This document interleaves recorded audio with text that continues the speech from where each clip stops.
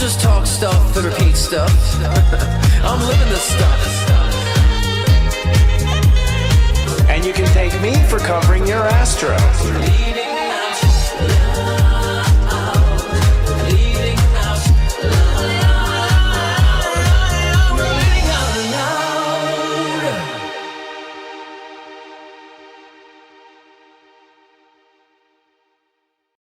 Welcome to Leading Out Loud, the spiritual shift show that's pioneering and playful.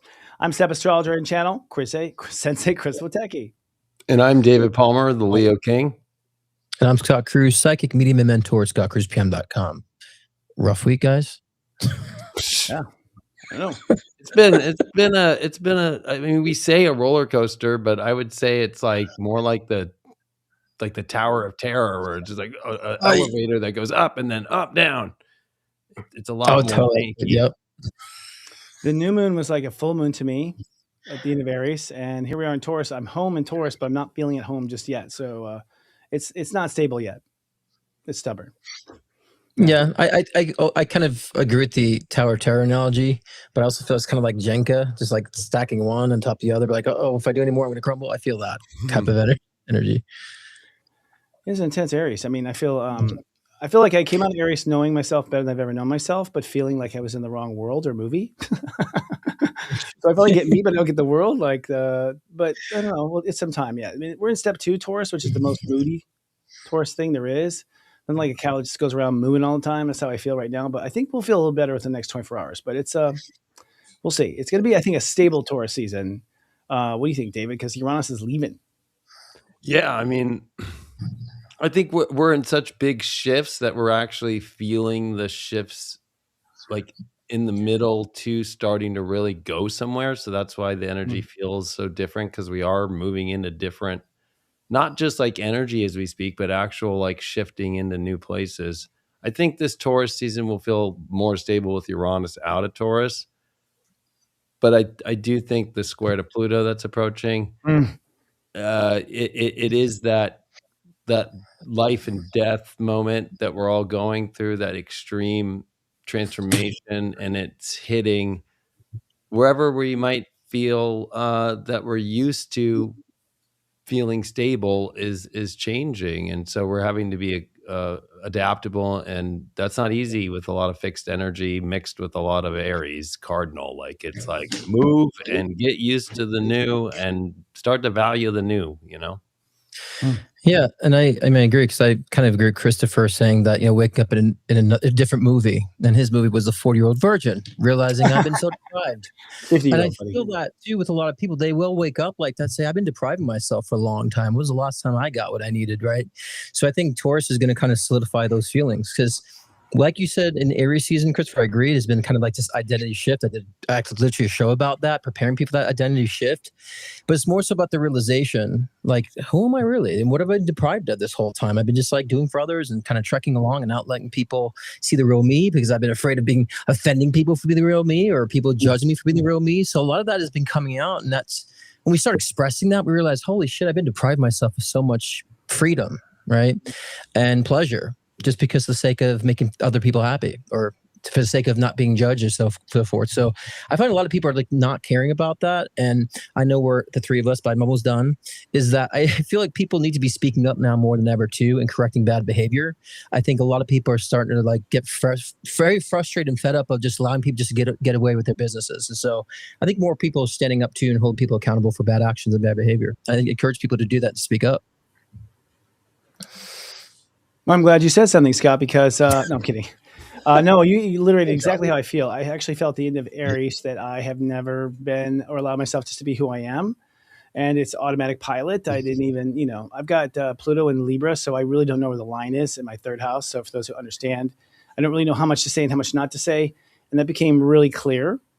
So yeah, I came to that conclusion. And then I realized, I haven't been having much fun. So that's kind of how I wrapped it up. And now I'm in Taurus. I'm hoping for, basically, I think this year in Taurus, we are set up to kind of get what we want. Honestly, with Uranus where it happens to be, you just got to be really strong in your heart and hold space for it, I think, for it to happen and to appear. So kind of create the magic bubble like you're blowing a bubble gum, and just hold the bubble and just wait until something shows up. That's, I think, what you have to do, at least the first 10 days of Taurus, because you set up your self-worth in the first 10 days of Taurus. And so it's time for everyone to give themselves a raise when it comes to self-worth. To be worthy, more worthy to yourself.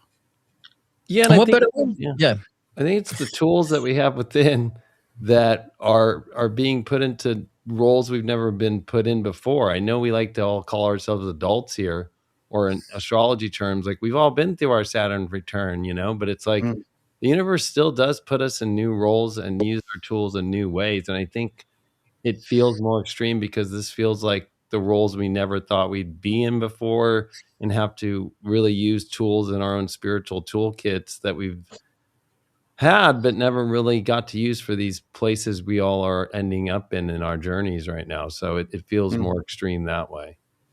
Yeah, and like the awakening is like we don't have a linear personality and a linear image of our. We have so much different layers of our image that we have if we're connected to all that is, right? So we have all those different points of view, and I think allowing ourselves to be broaden our perspective like that, and having more of a objective perspective, at least trying to in the world, we know ourselves more actually. So a lot of people always like, don't focus on the external world. It's like, yeah, you don't want to be hyper focused on the external world, but it's also reflections of where you're standing and where you need to be. And so I think that we should pay attention to that, a lot more, because I feel like we can, when we learn through other perspectives of people, we understand we have that perspective within ourselves, and that just, increases our knowledge and wisdom and perspective on life. And I'm saying to concur with you, David, in that sense of we having all those tools, and that's what this Taurus season really is about, is solidifying a lot of that, Well, we have until Friday. Venus will go into Gemini, and that's going to shift things a bit. And then Saturday, Uranus will enter into Gemini also, and that's going to shift things a bit. So I feel like we got about 3 more days of kind of like quiet groundedness. And then once all that stuff shifts to Gemini, I think some sort of race is off. Sure. And it's a race of ideas and concepts. And I think that's what I want to tell people is like, your mind will be racing, but your body will be right here, right now. And that's, I think, really the lesson for 8 years. I mean, but once you're honest, it's Gemini. I think it's just all kinds of ideas going in all kinds of places. Mm-hmm. And the only one is true is the one your heart gravitates towards. Otherwise, everything else is non-applicable. What's interesting is last year when Uranus ingressed into Gemini was the exact same Venus position and play. So it's like we're in a really weird repeat of last year, but I would say with Uranus, it's like the exact opposite place you were last year. Yeah.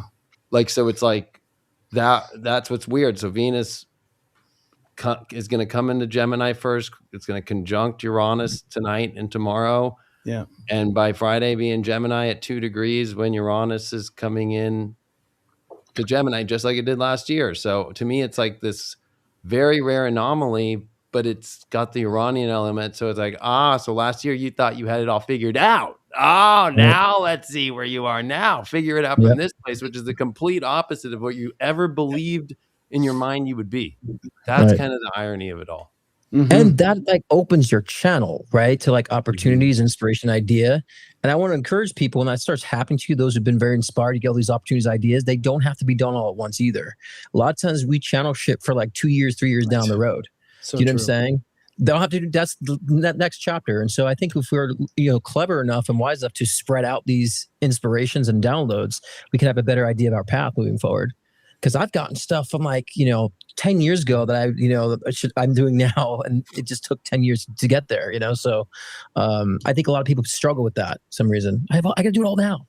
It's like I have the same idea. Actually, Serious Joy is gone. I'm now senseichris.com. And that was 10 years ago. They went off on the Serious Joy tangent. So I'm literally where I was 10 years ago, starting a new label. But it's fascinating. You're right. It took 10 years and AI actually to be invented for me to do what I wanted. So it's funny how things are. You'd be surprised. You think, always take life as the real take, but you'll find out that it was actually just it was just a side take. It was just a trial, because the real time, it seems to always be a little hidden from me. I don't know how to put it. It's a test trial. What I thought was real was actually a test. Or learning curve, right? It's a learning curve. It's a lot of shit we go through. There's a learning curve until we get that big thing that we say we want, right? So I always see it like little micro steps, little micro chapters that's leading to a bigger Actually, that bigger never stops, actually, right? That's a continuous cycle of growth, so it never stops. That's the infinite loop of creation. But I think I want more people to tap into that too, because like they get downloads. It's like a zip file. Unpack it, spread it out. You know, many people are struggling with that too when they get inspiration. A lot of spiritual people. Yeah, I mean, it's been very interesting for me. It was never my bingo card. I would be a single father of 2 young kids. I know. And so for me, these last couple of weeks, and it's like really all done now, is I'm divorced now, and I'm a single dad with 2 kids, and learning how to be that in this moment. And so whether that's how I am with my children and how I am as a single father, but also with my career and making the adjustments at home and at work, it's definitely something I never dreamed I'd ever be. But embracing it and finding the good in it, and having known that, whatever the universe throws at me is for some glorious and beautiful reason, and finding that even when it does feel like, can I do this? And it really, I think, isn't a question if I can. It's like, no, let me just do it. And I find it a lot easier the more that you accept it and show up for it, and stop doubting yourself so much.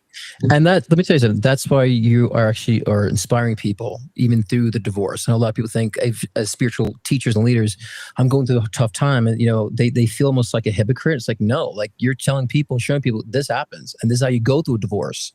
So you're helping a lot of people understand the positive ways of going through divorce and what it's like on the other side of that.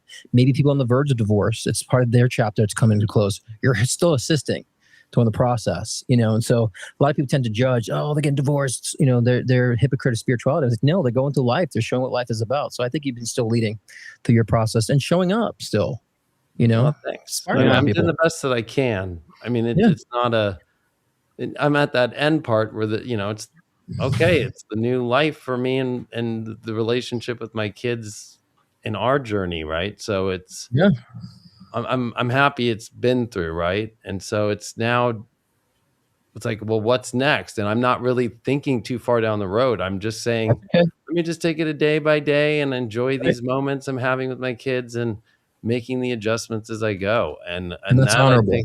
I think that's the best way. For me to try and project where I'll be at in 2 years is just doesn't matter. Yeah. You don't want to miss out on your girls' lives, right? The year of their lives. So you're doing the right thing, and you're being very honorable about it too. So, thanks. Just from brother to brother. As a student manifestation, I have to say, it's like the way things turn out are always what I did not think would turn out. Like it's the thing I put the least thought into. I didn't. It's not that I willed against it. I just never even bothered to will against it, because I just was not an option. And then I'm always surprised that indeed is what happens. Like the divorce, I too did not expect to be divorced. Because I spent my whole life trying to fix my childhood, which was in a divorce. So I understand completely. It just unfolds that way. You almost have to look at what you're not looking at if you want to see where your life is going, because it's like we have sort of selective amnesia, I think, or I know we turn a blind eye to the way that comes out, because it's always not what you expected, but not surprising either. Yeah, but Chris, I think we know, right? I do think that we actually do know deep down inside. We just don't like to admit it, right? Like, for example, for many years, Pierce, like, go on YouTube, go to YouTube. I'm like, no, I don't want to do that shit. I don't want to be on YouTube. Like, I just so resistant to doing that. And then it came around where I'm like, okay, like my business took a halt, and I'm just like, I'm getting what you're saying. And I went on YouTube and things exploded again, right? So I was denying it. I knew it, right? Never would have thought about that. But there's a lot of things in our lives that we hear it subtly, we just reject it because we want to hear it. So I found a lot of it with my clients too. I'm like, but you felt this before. Like, why are you dismissing that? You got to tap into that intuition. But that's so hard when you're a reader, because it's so easy for us to do that and see that in other people. But when it comes to ourselves, I think you hit right at that beginning. Like, we don't want to admit it within ourselves. And it's ironic because we're readers and we can call it out on anyone in a millisecond, and be there and just totally help them see. But when it comes to ourselves, it's like, I think it's hard to be that. Why is it? Why is that? It's because we know what we actually, if we interpret better, saying like, this is like, we're reading my story, right? Then we understand, no, even though I don't want to be here, I have to go through it anyways. Even going through the resisting of that, we have to go through. So it's kind of like we're watching the story before it happens as it's happening. So we're kind of rejecting the time frame of things. A lot of us readers do that. we'll know it's later. We'll know it's later, but we're picking up on the now, so we beat ourselves up. Instead, you had to go through that challenge, go through that tough period. Does that make sense to you? Yeah, and I think we're all very, as readers, our life purpose is to help others and to be there for others, and also be in our own conscious awareness journey. And travels, so right? Sometimes we hold on to that. Let's keep seeing if the light makes some changes here, if more awareness comes in. And so I think you're right, though, that timeline part of it could be very complex. That's a whole blurred. Yeah, that's a whole entire episode just on that. Yeah. I know that for one thing about being here on Earth is that we decided to go through the experience of it. That doesn't mean we were going to like it. I always make a joke about how like this wasn't on the fucking brochure, man. I know this was not on the brochure, but I know I said up there like, don't tell me the bad stuff. I just want to go down there. And, I feel like sometimes we have to go through it, and when you go through it, even though your mind does not want to and you're resisting, I still always learn something I would have never learned had I not gone through it. So I see the value of it. I just, think it's one of those times you just got to hold your nose and get through it, which is what this entire life has been. Yeah, there was no AA med beds on when I came down here. Like, gee. There still isn't. I'm so pissed about that. 20 minutes of sobriety. 20 minutes of sobriety. Come on. We got to get that in development, guys. Come on. Production. I know. Let's get it going. That's a brilliant idea. 20 minutes of sobriety, Christopher. What do you think about that? I think I was like 40. I mean, it sounds wonderful. Let's up the grade. Yeah, let's do it. I'm down. I think a lot of people are down. So the liquor companies, it's a lot of sales they can just keep repeating. Right? Yeah, it's awesome. But but we were saying, I just want to say before we move to the headlines, is that a lot of people question like prediction, like when they go to get a reading done. I said not every step we take is written in the stars. We still have an outlined destiny and a purpose in our physical life, but sometimes there's different options of how we do it too. And so when I'm reading the future of people, I'm saying, hey, this is how it's rendering. You can shift this here. You can't shift this here. Here's a karmic lesson that's stuck. So there's so many different variables. I think people get so wrapped up that everything is predictable, everything's set in stone. It's not. That's why it's good to go to readers to see what is rendering unconsciously or unfavorable.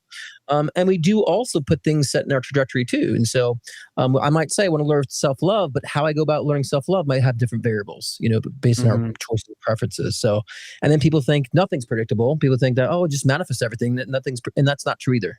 So when we understand the parameters that we set for ourselves prior to incarnating and, being tuned to that, then we, like we were saying before, know the whole story. So I want to like interject that about predictions. A lot of people question, well, then what's predictable? If I didn't predict divorce, and it's like, well, that divorce could have been predictable or not. Maybe you're choosing a different path now. We do have free will, especially when you're changing your destiny.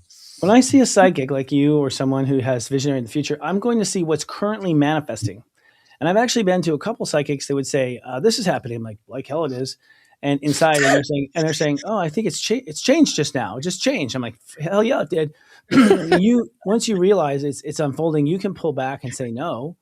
Right. Most of the time, I find. So the good news of a psychic is to see what timelines are in play, but you always have choices. Right. Yeah.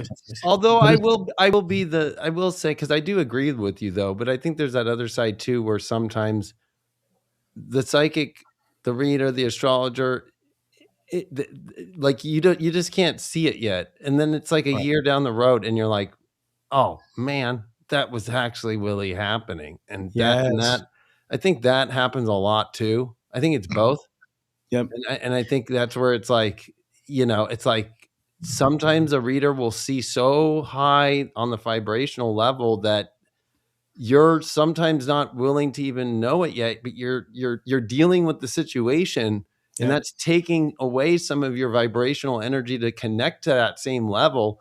And then finally, once you start going through your stuff and you get back to that level, then you're able to connect with what they telephoned you. You know what I mean? Like, there it is. That's why it takes a really good seasoned reader, because I would always question those things too. It's like they're not going to be the same wavelength. So I have to like go to the future and go back into what's going on now to make sense of it, and then go back. Like it's like tweaking. It's like a mechanical thing you're doing with the people's brains. And so I had to find a way, because I questioned that. Like they're not going to see what I'm seeing. And of course I get damned. I give a reading, predict all these things, and then they damn me for that. A year later it happens, right? And so I had to say that's not helpful. Right. And I'm sure you get that all the time too. It's not helpful. So how can it be more of assistance where they're aware of their future, but I'm connecting it with their now, and I think people who are going to readers need to understand a seasoned reader would do that.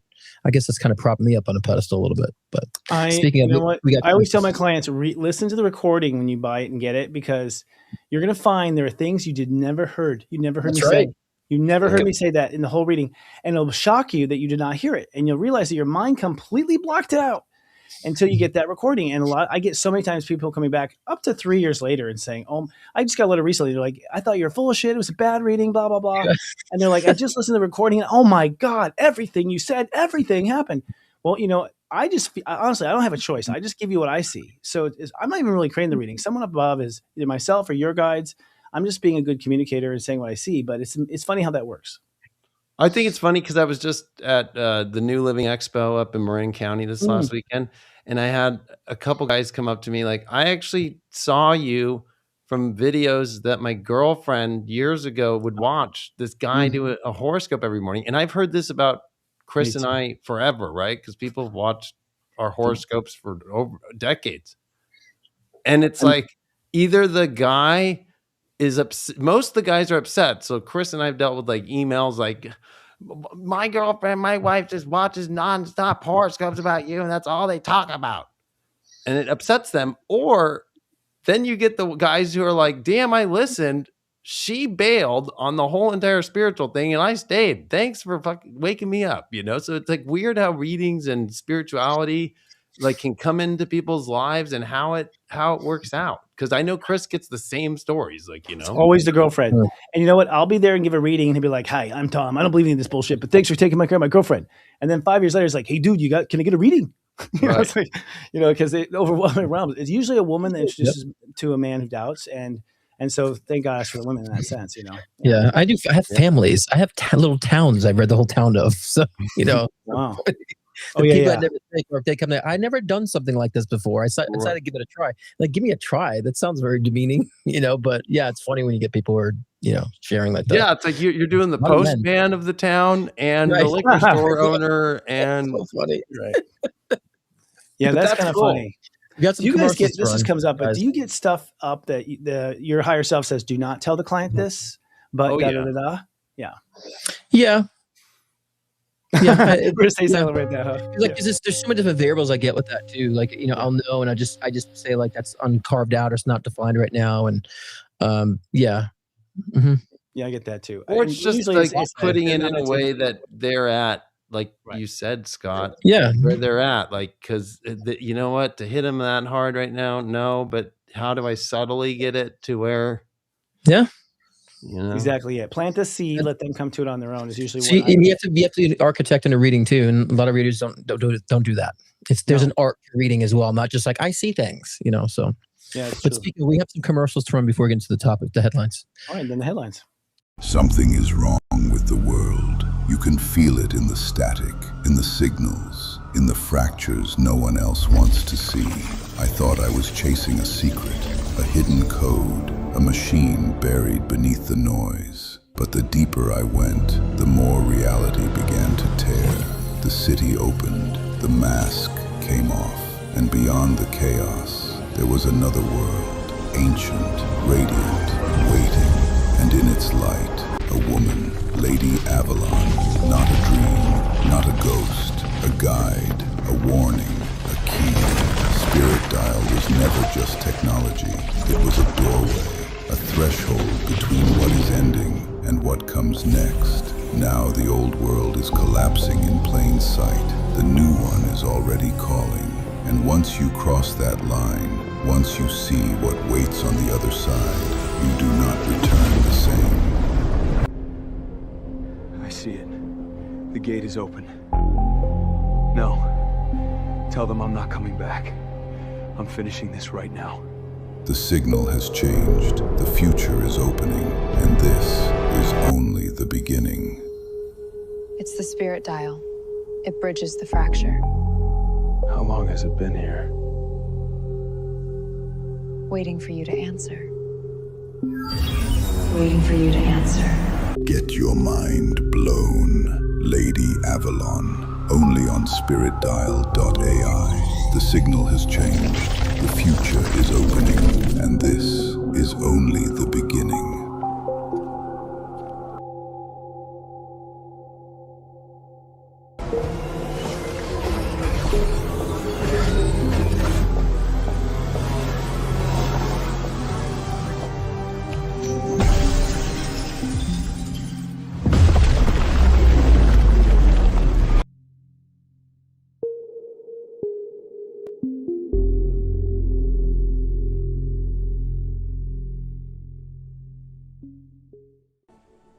The daily step affirmation.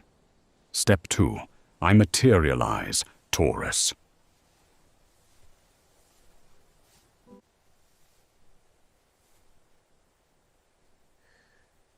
I am accepting recent changes to believe in quantum potential. I am accepting recent changes to believe in quantum potential. I am accepting recent changes to believe in quantum potential. Witness your dreams materialize. Visit senseichris.now.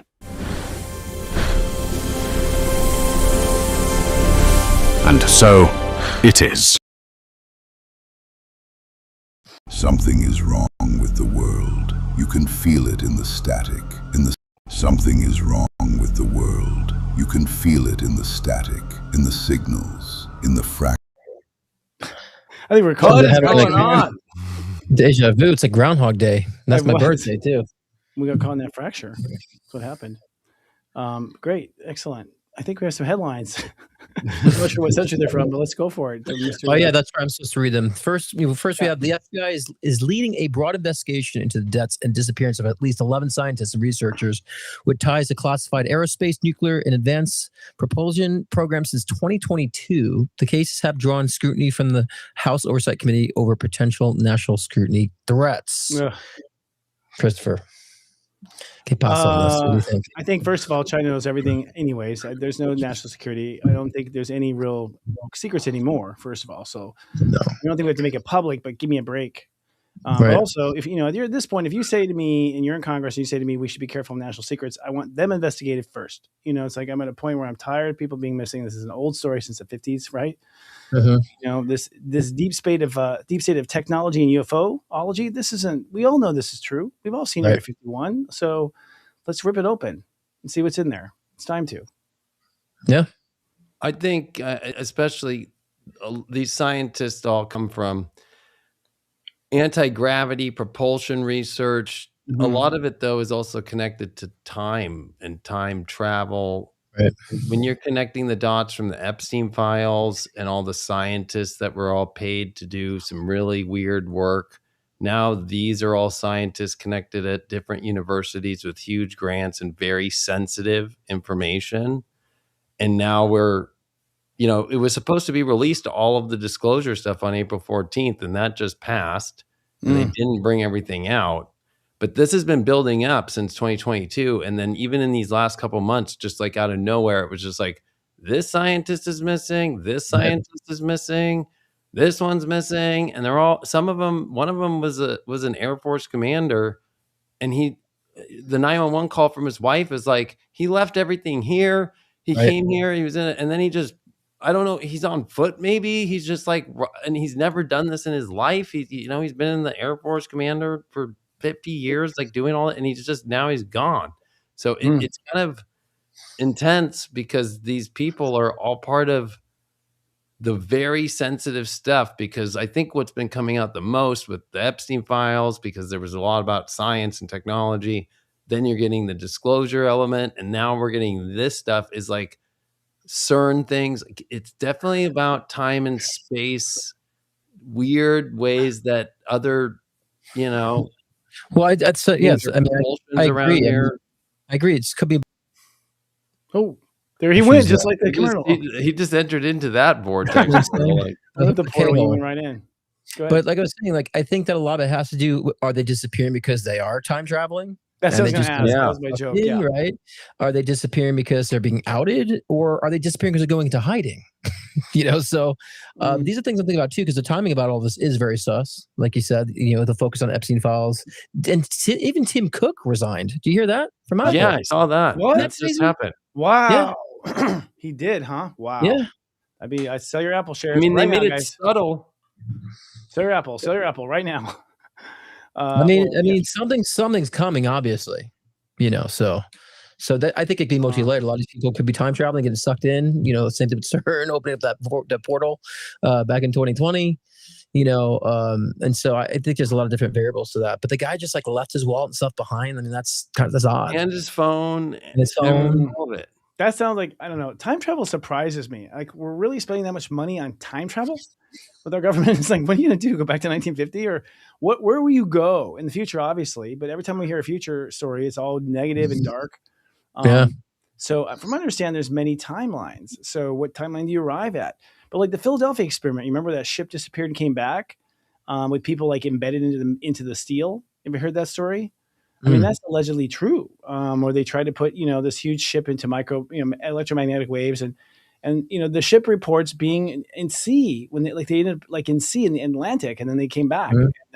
They report being gone for a long time, but witnesses say they're gone for a moment. But when they came back, their bodies, like some bodies, were infused in the hull of the ship. It was like really gross. There's a movie that came out about it too. So it seems like we've been farting around with this for a while. Oh, yeah, but totally. What are we trying to do? Go back and win what? What are we going to do? Seriously, what that also makes me think about the Bermuda Triangle too, like that whole thing about people going kind of like getting lost or disappearing. It's like, is that a vortex? Is that maybe a portal for, So I mean, I always questioned that. I don't know too much about the Bermuda Triangle so much, but just the idea of that, though. I always feel it's where Atlantis' technology landed. I feel like Atlantis technology is still running. It's at the bottom of the sea right there in that Bermuda Triangle. That's what I've always felt. Well, I also think it's interesting because this week as well, a whistleblower came out that worked for OpenAI with Sam Altman and saying that the whole Stargate project, that $500 billion project, like that he's been using AI and all these data centers to summon portals for aliens, right? And it's all over the place now. And it's a former OpenAI employee that's blowing the whistle about building portals and summoning aliens using AI. That doesn't surprise me, actually, because the story of Earth is that after the Earth was flooded by the angels and a specific race that hurled a comet into the ocean, it was to allegedly exterminate the reptilians that then went underground. And apparently at that point, we closed their portals down and did not allow them to go intergalactic. So they've been stuck underground, allegedly, forever. So perhaps they are trying to open those portals up. I don't know. Well, if you were one of those scientists and actually that was going on, maybe it's like they're not allowed to tell their families, and they're just like, we're out of here. We got to go and do this work. Now, one of them, the first one, she did unalive herself, right? Even though she said she didn't and wouldn't. And she was the one that started this whole thing. So the first one didn't make it through. So that's what I think makes it kind of a very interesting story, because the relationship between the same field, the first person did unalive themselves, but now we're at this place to where now you're getting, Tim Cook resigns. Oh, Sam Altman summoning portals to bring aliens through. I mean, I think they're not being like taken out. They're being taken somewhere for some crazy stuff. That's the saying, right? That's the saying. They're into whatever they've been working on too. And there's some different reasons and going to hiding, so there's a lot of different layers to it. It'd be cool if we watch Close Encounters of the Third Kind and we find that those people missing come off the ship in the movie now. Or some crazy shit like that. That'd be cool. Give me some sort of trans work. I really want to go get mashed potatoes and make a mountain right now. I just have this idea. I gotta go, guys. Feeling the pull to Utah. All right. Well, Trump drops a bombshell order, psychedelics fast-tracked for mental health. The executive order explicitly highlights ibogaine compounds and directs faster FDA reviews for psychedelics, including psilocybin and MDMA. Psilocybin, and MDMA. I don't know. I'm happy this is in people's consciousness, but I don't want the government having control now of the psychedelic aspect. I don't want them having any sort of regulations or control over it. They have that control the whole time, though. They've been preventing it. I don't know. I've never met a person who, you can have a bad trip or whatever, but if you're going to trip, you're doing it in front of a professional. I don't think that's a bad idea. Because like when they let out K, like ketamine, right? Like in Colorado, you could do ketamine like increments, and people come back who had gone to the Middle East and had all sorts of war shock, PTSD, whatever you call it now. Came back, did like 6 sessions of it, and they were fine. They rebooted. Some of these medicines that God gave us and made for us, I don't think ketamine is one of them, but mushrooms are for sure. Really, they do remap your neuron matrix, and you can come out different. I know I did. But the point I'm saying is, if now the government's getting involved in the regulation of such, how do we know we're getting such pure substances anymore moving forward? Is what I'm saying. You'll need an old hippie to tell you, oh, this ain't the shit. I'll tell you it's better. Well, especially if they go generic, right? Generic MDMA. I mean, so back when MDMA came out in the 80s, actually it was the pharmaceutical companies making it for testing, and that was the bomb stuff to get. And then the bomb stuff to get on the open market was from the Netherlands, right? And you know, so actually you kind of do want pharmaceutical grade MDMA, but psilocybin, of course, like there's of course different forms of that. There's of course like the raw from an actual like fungus mushroom that is traditional, or there's mescaline, which can be done and synthesized. But then the ibogaine, I think, is important the most, especially for people who use opioids, because I have a buddy who did use it and was very hooked on heroin, oxys, all of it, and it worked. Whereas I have friends who passed away from that horrible addiction, and it tears families apart.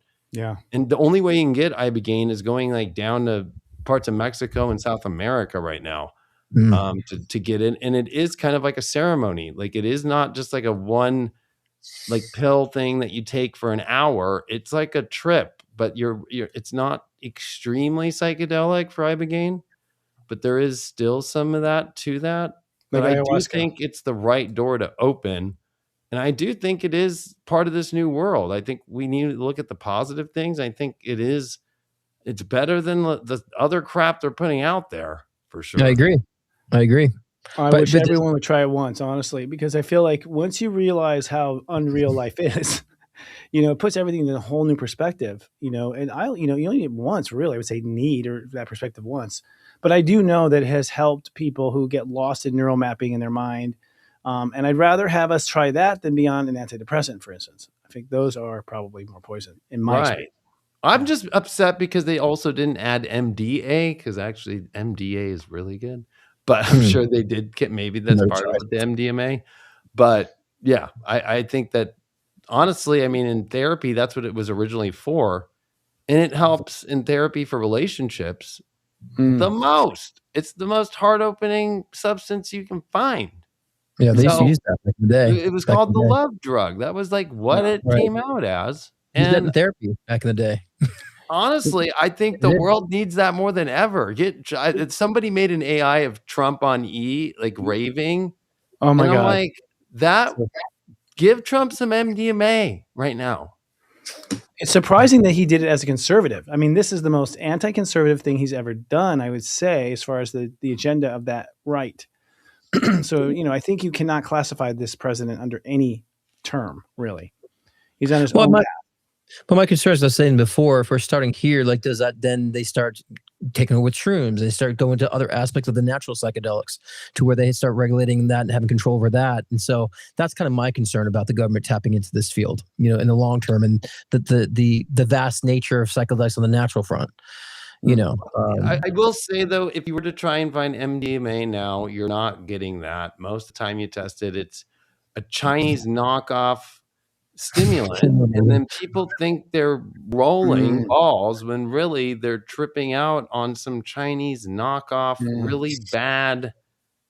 It's not even, and there's no love in it, you know. And people are like, "I got Molly," and it's like, "No, you don't." I always have a test kit. Like, "No, you don't." You've got Colgate. It's yellow. It's orange. It's not dark purple. Sorry, black. It's not that. Sorry, you got the yellow. It's the. And I'll tell them what it is, and they're like, "What?" The guy who sold me this, and that's the problem. Is that in the early 2000s, when raving was at its peak, and actually it was Joe Biden who created the Rave Act, right? That really was going to get the promoter and put him in jail, right? If you saw a gas mask, that's why gas masks raised. They said no more, because that was like their way to entry.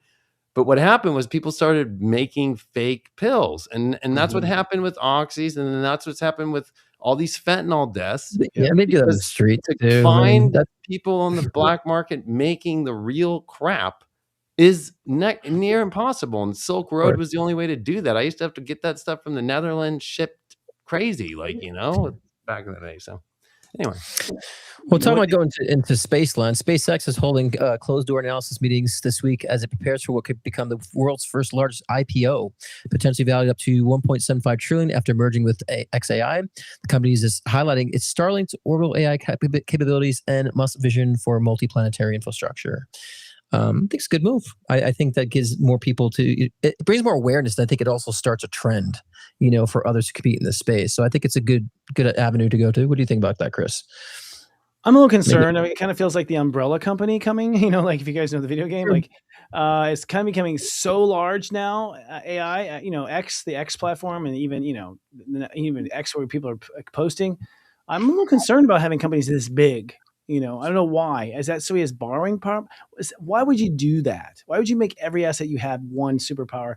Doesn't it make borrowing maybe easier? But then again, I don't know. I mean, I think what he's doing is like, it's all the most biggest kind of infrastructure. I mean, SpaceX itself, right? Like the idea of going to space, consumer-based space access, right? Whether it's to actually fly to the moon one day or get to Mars. But mainly when he did Starlink, it was like, oh, we're already using these rockets that I'll get the satellites up. Now he's got it set to where he's got Grok, and then XAI bought, is Grok, but bought X, right? Because he was in a deal that is redacted. We can't see all the investors. And then he's got SpaceX. But I think it's great because I think it's I have Starlink and I've been using it for the last couple of weeks on my trips. Without it, I don't know what I'd be doing. It is the best technology ever. It's like a dream come true. Like to be anywhere and have 500 gigs down and like 100 gigs up wherever I'm at is awesome. And I think, it's interesting because part of this story is that it was just announced yesterday that XAI is going to buy Cursor, which is the IDE platform for AI coding, to build programs and do things with, right? For $60 billion. But if they don't stay working with them, there's a guarantee to Cursor for $10 billion, no matter what. Which I think is great because Cursor for me was the doorway to AI coding, to use all the different models and to create awesome programs as I do. Of course, I stay on Codex now, but it's like, I still have my Cursor. I still pay $200 a month for it because it's that powerful to change your life. You want to make anything in the world. And the fact that that's not included in this headline, but I think Elon is doing more than any other human being alive to give the people access to things that the elites only have had. Like he's actually doing it, and then almost in many ways gatekeeping the elites out because he's outpacing them. And it does feel like with Pluto and Aquarius and Uranus coming to Gemini, this is where the people come together with these kind of things. I mean, honestly, I don't see. That's what I'm saying. Like, there's a fear of it having the over dominance, as Chris was saying, but I also feel like too it creates more leadership in this avenue to where other people can maybe have more competitors and becomes a new norm. Especially this type of using satellite for internet, use satellite for cell phone calling. That could become a norm because of this leadership and innovation with this. So that's the IPO part of this is great, and gets people to invest in rocket launches and be more part of what's going. And I think it's also gives a chance for financial transparency now too, it being an IPO and going that direction. So that's true. It makes it more transparent in that regard. I kind of still sense, and this is my theory, that Elon is the one responsible for Mars going extinct, his soul, and he's reincarnated, and his price is to bring him back to Mars. I feel like that's his karma. And I think that's why people feel like it may be potential darkness in him, because he was at one point, in his soul's lifetime. But I do feel like now he's on a good path. I like that there's something that challenges the Defense Department's budget, and I like what you just said, that there's something that is all transparent as far as where their costs are going. Right. We don't know where our, black money goes to in our Defense Department at all. We have no idea. I'm glad that Boeing finally has a competitor they're afraid of, and things like that too. And McDonnell Douglas, that's good too, keeping them in check. But I think you're right, David. I think it's probably because they're trying to get rid of investors, just clopping off of those old investors, getting full control over your board and your investors. That's probably the motivation here, but it's still a pretty big company, man.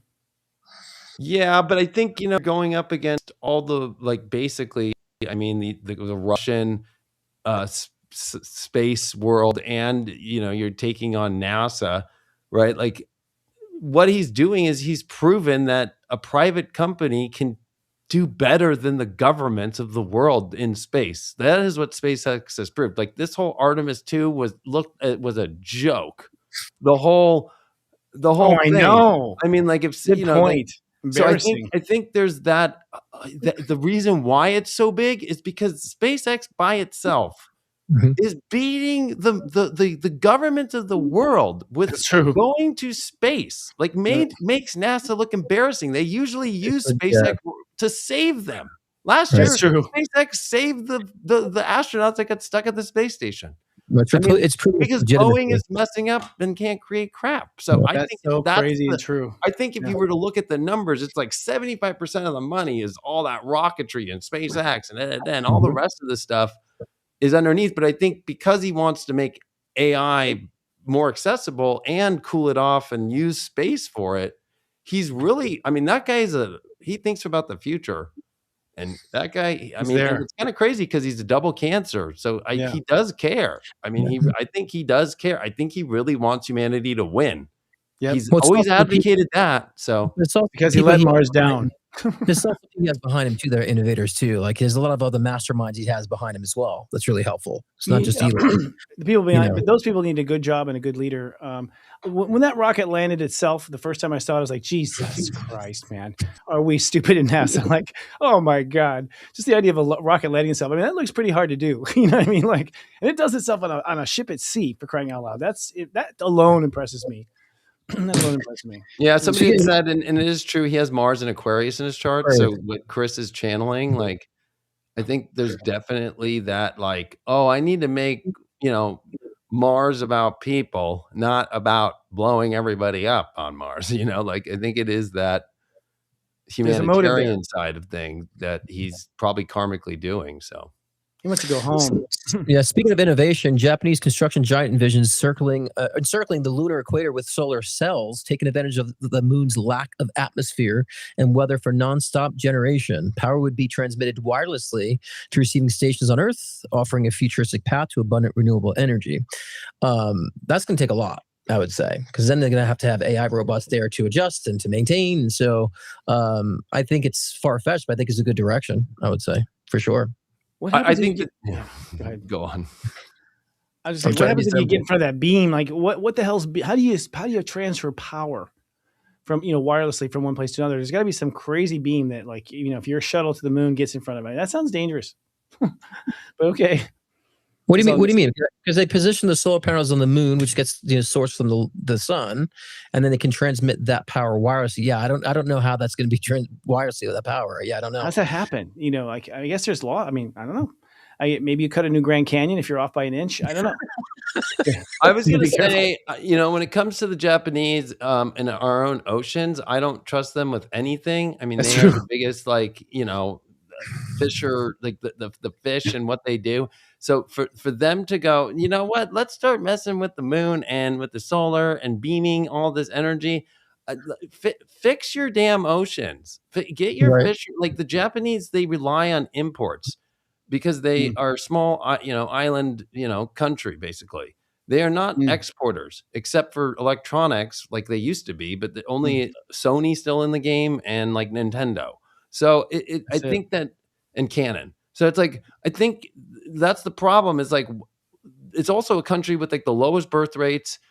I was going to say, it's because they stopped having sex. Right. Like Japan is a place that honestly, like in 20, 30 years, could you call it Japanese? Like, are those Japanese people left? Like, I think I think they have smart people, but I don't think that they have like the infrastructure of a society to be able to continue these kind of innovative ideas. Maybe they could help, but I think it doesn't seem practical. I mean, where are these stations on Earth can be set up? Where, in what communities? How big are they going to be? Like, and the radiation effects of getting. I don't know. I just feel like it's just too far fetched. Somebody brought the whole Fukushima thing, and I forgot about that. Not only the fishing, but also they know how to throw nuclear waste into the ocean after a huge tsunami and just act like nothing happened. Like, you know what I mean? And it's still leaking in the ocean. So. Never needed to happen. As a son who my dad did nuclear reactor protection through the entire United States in the 80s. He put in a lot of systems, and U.S. plants are designed to actually self-sabotage before they'll ever melt. They have a chemical compound at the top that will put out the reactor, ruins the plant, $4 or $5 billion plant, but doesn't get to the people in the United States. The other countries that we've had disasters, they don't have this self-sabotage mechanism, right. And so they end up sabotaging the Earth. So I agree. They are not qualified to build something that will not kill us. Not yet. I don't trust him. And Sony's going, go Sony. I don't see it as I don't see it as a technology engine, innovator anymore. I think the fact they're not having sex, like the men are not getting married. I mean, I don't know why. They're just isolating themselves. They work too hard, apparently. I don't know what it is, but there's something weird in that culture, and Korea has taken over. I mean, as far as technology, low-cost technology innovation. Yeah. I mean, I forgot their cameras, like Sony cameras, and their TVs are still kind of a leading technology, but can't do it all. And you know what? There they have a little issue with some of their, let's just say, sexual fantasies that are weird, right? So I think that is proof that it could lead to depopulation. The Walkman was the height of their success, probably. The Walkman. Well, the last one we have is UFO researcher David Wilcock reportedly dies at 53. And unconfirmed reports claim David Wilcock died by suicide on April 20th, 2026, after Boulder County Sheriff's deputies respond to a mental health crisis call near Nederland, Colorado. While no official identification has been released by the coroner, the location and timing had led to widespread speculation in UFO and alternative media communities. And we have a few clips to run about this too. Clips. I would love to see you guys talk to David Wilcock. In fact, he's here. Let's get I wouldn't mind talking to him. I just think that he took a lot of risks to put himself out there, and I think the other thing I like about him is that he doesn't take himself too seriously. He's got a Pisces. Pisces is like two fish swimming but different ways. Like there's a good Wilcox and there's a Wilcox that just undermines that good Wilcox. I mean, it is just such a wild time to be alive. It's so insane. It's so crazy, but at the same time, we have all these interesting things going on that involve, higher consciousness and extraterrestrials and disclosure. But I want you to never give up hope or forget your true calling. It's very important that we stick to the calling. We are all on this inexplicable, massive journey together, and life is never going to be dull at this point in time. So again, please stay true to your inner calling by reflecting and calling upon your own inner Christ self. It's a difficult time, don't get me wrong, but yes, I do believe that the planet itself will be okay. I mean, individually, you have to mind your own karma. You have to be able to stay on top of everything. But yes, I do believe the planet will be okay. You got to watch out for your own self, watch out for your own business. So I'm really happy that I got to bring you the show today, guys. I didn't know if I was going to do one. I was really down. My energy has been really down from these symptoms that I've been having.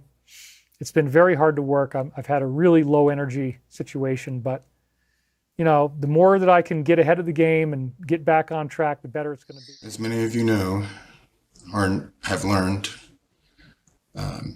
yesterday on 4/20, David Wilcock took his own life. He never hurt anyone. He never denigrated, talked down to anyone. He treated everyone well. And he brought such a huge body of knowledge and information to this world. I hope people remember him and respect him for that. The amount of relentless cyber-stalking, bullying, attacking everyone close to you until they turn on you or abandon you. This is something that was done systematically for a long time. The people that cyberbullied him to this point are now claiming victory and making videos of celebration. David made a big difference in a lot of people's lives. He did not deserve to have his reputation completely destroyed for sport. You declare someone a grifter or this or that, and then, it is now open reign for me to do everything possible to destroy them. It takes a lot to get someone to a point where they take their own life. And these people are not only not ashamed of it, they're celebrating it. So enough is enough, people. Wow, that's interesting. That was us bringing it up 2 weeks ago. In fact, there's a couple things. We were talking about psychedelics in the last few episodes, and we're talking about Dave Wilcock. So we're definitely a psychic show in the sense that topics we're choosing are going to become perhaps popular later on. I don't know who's Corey Good talking about. I mean, he makes these claims that people are celebrating. Does he have footage? I mean, is it online he's talking about in strings like Facebook and Twitter? I mean, I would assume. I mean, David Wilcock has gotten a lot of crap for a long time, so that's kind of like a known thing that he's been kind of getting a lot of scrutiny this way. So I'm sure, but I don't think he's providing that. But I've seen a lot of discussions, against him throughout the years. I have a friend, Michelle Jones sent me an article today that a lot of these attacks are AI bots. That we have an issue with AI bots actually deliberately attacking people to sway public opinion. That's something we should bring up in a future episode. Maybe have Michelle on, but I wonder how much is really haters and what is really just a cell phone tower in the desert.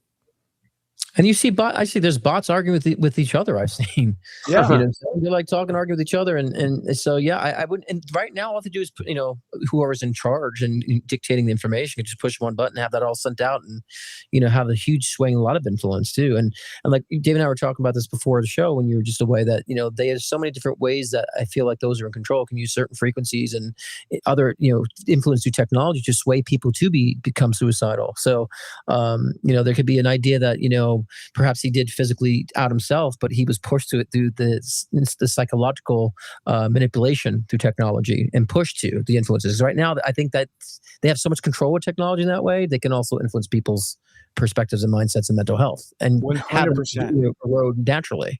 Look, my fallout was antidepressant. It was an antidepressant that I've been taking over and over again. I won't name the actual drug, but I was taking it as prescribed, and then suddenly I had voices. It was like it came on like a radio station, and there is stuff that came through the psychic channel that was encouraging me to do harm to myself or others. There was absolutely, and I told doctors that they just listened and wanted to give me a bigger prescription or a different prescription. They did not even for 1 second listen to what I was telling them. So I can totally believe that even his own doctor could be, to some degree, not deliberately, but just by prescribing, it's very possible. That technology is available right now in a pill. I know that for a fact. I've experienced it. I think what's very complicated about the situation is we have the police report that they showed up to his house. He came out, he had a gun, and then he offed himself. In front of the police. The property, and there was nobody on there. So there was no altercation with that why he had the weapon. But if you watch his live stream, it's very hard because you see the David Wilcock that honestly is the one we love. The very keep it together spiritually, the disclosure, to stay above these crazy times. He was unhappy that the files didn't come out on April 14th. But then he also mentioned all the stress he's been under. He goes into some weird characters on his lives, and that one was really weird. He puts the glasses on and starts talking all weird. He also was talking about how much weight he had lost, because if you see, he had lost a lot of weight, and he starts showing his veins, like see him like getting veins and stuff, and so it's like he was still there with his spirituality. Of course, he also claimed in the video that he would never off himself for the spiritual purpose, but we also don't really know. And I think you're right, Chris, and Scott said it too many times. Like I think they use these drugs to take people over, or it could be direct energy weapon stuff. I think we need to see some body cam footage from these police if that's what they saw before we know for sure. But like, it's hard because it's both. There was something definitely going on with him mentally, and there was a guy just like really hitting some very hard truths that kind of go with the way that the scientist missing situation is. So maybe he's missing because of that, but the coroner just in the last couple hours came out and confirmed it was him. But he pulls a gun and kills himself when the police arrive. But that's what I'm saying. I really feel that he, I feel pushed and infiltrated using technology to get him to be in these mental states. I felt like his last show it felt I don't want to say cryptic, but it kind of felt like he knew. That clip just felt cryptic. Yeah. That's what I'm saying. So, but I feel like he was infiltrated, and they don't just out people right away either abruptly because it looks too suspicious too. Obviously, we've had these 11 deaths we were just talking about, but I think with someone who's in the public eye, they do it slowly. That's what, if they really want to out someone, they do it slowly. They make them go a little crazy. So then people start doubting their words and messages. Yeah. You know, so that's what I feel. How it was pushed. Yeah. Well, and I think you add on top, that's what happens with men. The highest, suicide rates are men. And he lived alone in Colorado in that compound for many, many years. Okay. Like his last girlfriend, wife left him. He was going through the lawsuit stuff. He was going through, and honestly, I don't think Corey Good's good. Right. So like, I actually like what Cliff Hyde just put out saying, Corey Good, the video that was shown, that's to better Corey Good now to look like he's a great guy now because he used to work with David Icke. So he even admitted in the video, like I talked to him before my birthday in February, like, okay, you're obviously not that close to him. Yeah. Right. Like if you were that close to him, you've been talking to him like last week.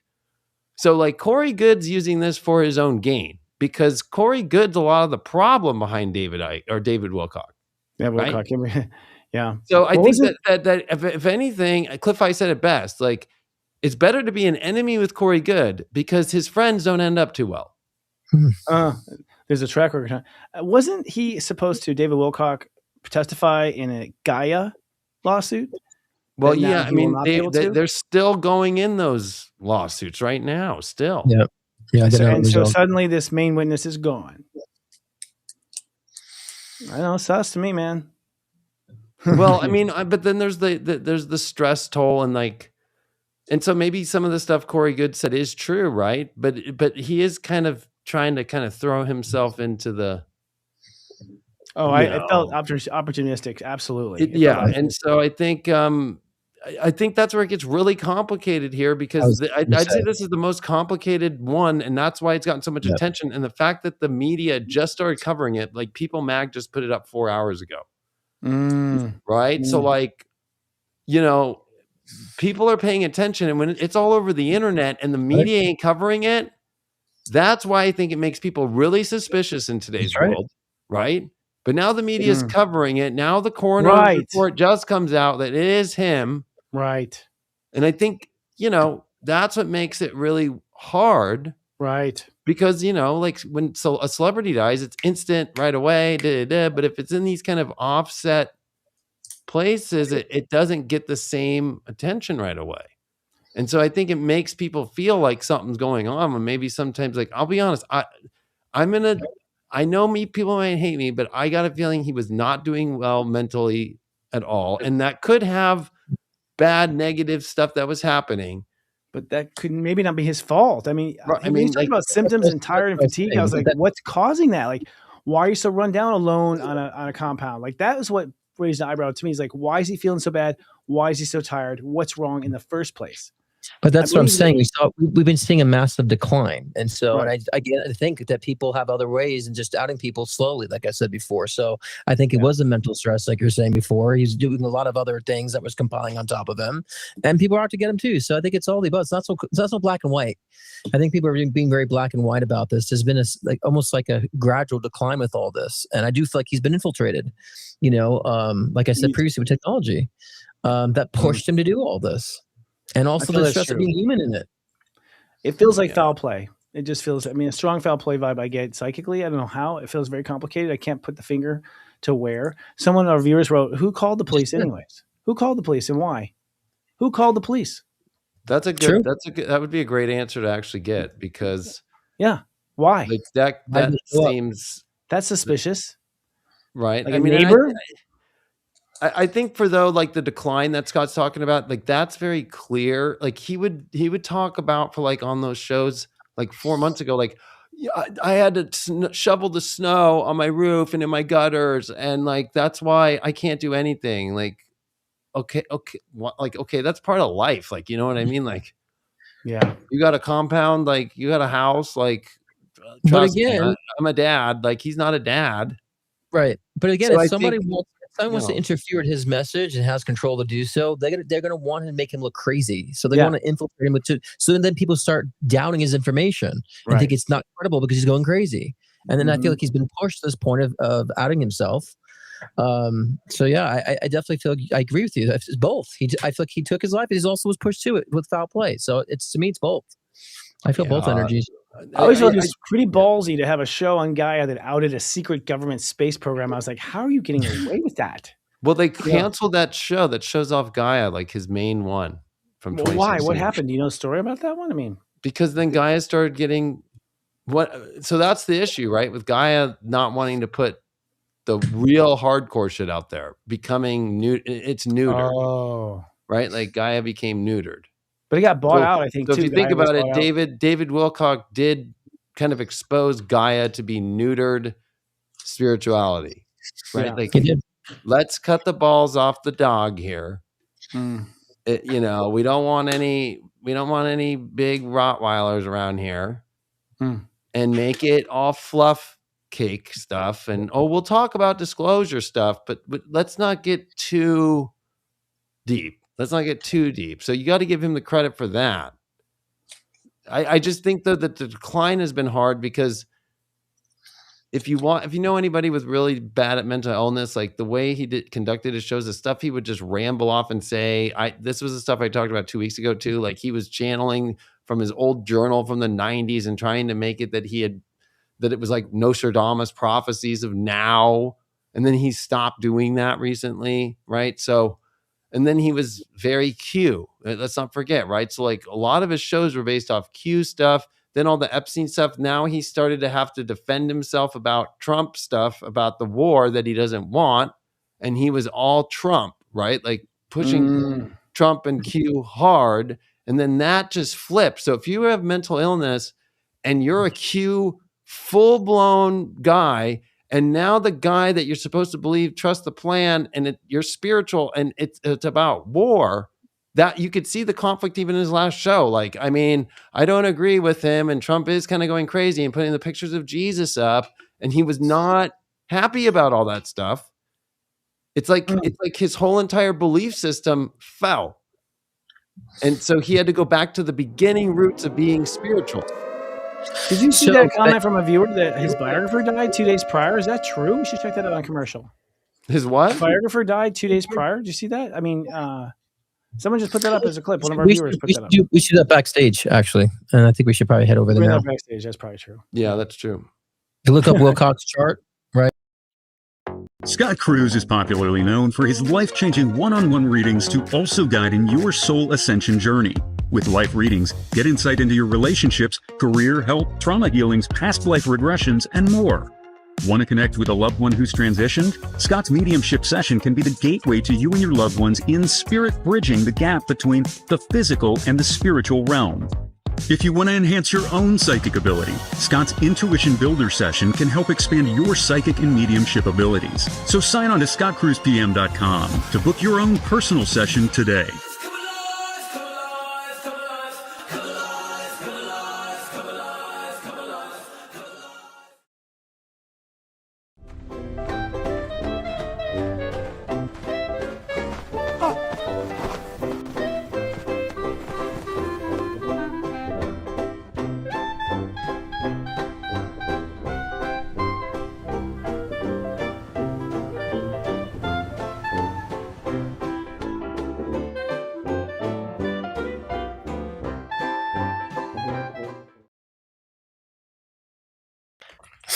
I don't know what that was about. Klutzy one. Why always the klutzy one? Who's making these? I have no clue. Klutzy one falling. I don't know why we just stood on the floor there too. And I don't know why I fell with you guys. I felt that made no sense. So are we doing the topic now? Or are we going to go backstage and do the topic backstage? Because we're 10 over. Backstage. What are we at? What's our TRT right now? We're at 109. Yeah, you should probably go backstage, y'all. You know, as you can see, people are dying. So we've got to put some of the stuff behind firewalls and behind paywalls, also pay for the staff. So if you wouldn't mind, please coming down and being a part of our backstage community where everything is safe and enchanted. It's at enchanted.now. That's our communities. And this is the actual link here. And there'll be one feed in that community. So like if you're watching on my YouTube or Scott's or, you know, all that's about to be turned off. You got to go here. Yeah, totally. This is a shared community that we're just investing in this particular product. So, Yep, come us backstage. We're going to continue this live after we go for the little intermission and pick up some hot topics. And also, we'll look at his chart because that's like the number one demand. Chris and I and Scott will look at Wilcock's chart. Yes, I'm going to pull it up here on the little break. Yeah. So please come and join us there. It's definitely worth the money, where we can all be honest with each other, and you can post honestly too. It's a great time to get together. I think we need to start gathering, and this is a good time to start, and it's a good example. So come on backstage. Steve, we'll talk to you there, huh? Yeah, and tomorrow I'm doing. Sorry about that. I forgot that too. I'll do my live show tomorrow, Emerging with Divine Consciousness, and live readings as I do every Thursday at 6 p.m. Pacific time, 9 p.m. Eastern time. We're going to give you the blueprint, what it means to merge with divine consciousness, and how that can convey with your in personal life and your physical life. And so, and of course, doing live one-on-one readings as well as I do every week. So join me tomorrow, 6 p.m. Pacific time, 9 p.m. Eastern time. I had to reschedule last time. Okay, yeah, because my dog was ill and he's doing better now. So just people are asking. So he bounced back quick. They thought he had Addison's disease, or treating for Addison's disease, which comes out of the blue, even if he's perfectly healthy.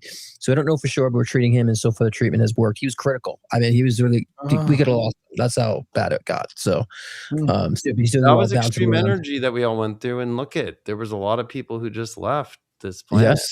Yes. My dog was like seriously about to go. It was crazy. I couldn't believe it. I'm like, we just out of nowhere, so it's been heavy. Well, Venus on Uranus right now is the portal. Hold on to yourself, folks. Your dog is so lucky to have you. Seriously, I appreciate that, brother. Thank you for that. He is. He's that's really what usually it comes down to. Some people don't take it serious enough, and they just think, he'll get better, she'll get better, and it's like, no, you got to be proactive with animals. They're there for us all the time. We don't have to be there that much, but when we do, we got to show up fully. It's true. Yeah, I don't care how much it costs. I mean, what I got to do, Well, your pup is super lucky to have you. I appreciate that, man. That means a lot. Thank you. Charging way too much, though. We should get on vets at some point on the show, because they have been just. God, I spent more on vets than I have on myself. I'll tell you that right now. Even the dentist, more than the dentist, and that's a lot. I know. They seriously are. You go there, it's like, okay. But vets are dentists too. Don't forget about that. That's true. Even when they pass away, the cost. I had a dog that died, and oh God, just the cost of the whole cost of everything, including him being. The one that was at the old house in Thousand Oaks. Yeah.